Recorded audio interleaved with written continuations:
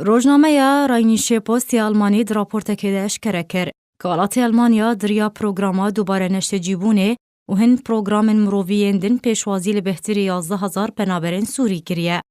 ارلگوری همان روزنامه در راپورت خود دایه خویا کرن که حکومت آلمانیا جدسپیکا سال 2011 هنده دریا پروگراما دوباره نشته جیبونه یا بسرنتوینی گرتی و ری دایه زیدتری 11,000 پنابرین سوری کوپرانیاوان لولات ترکیه و لبنان و اردن دناوا کامپان دمان لولات آلمانیا نشته جیبه بین. همان روزنامه دیار کرد که هجمارا پنابرین سوریین کل آلمانیا دجین دریا پروگرام مرووی ده دانیسان 2019 گهشتیه 8,435 پنابری.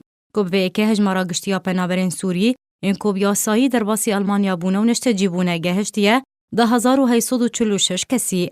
لگوری پروگرام دوباره نشته جیبونه یا بسر نتوی نگرتی و او پنابرین که جبر شروع پفتونان رویان و بری خودانه ولاتن دن لینکارن لوی ولاتی به تمامی بجه ببن.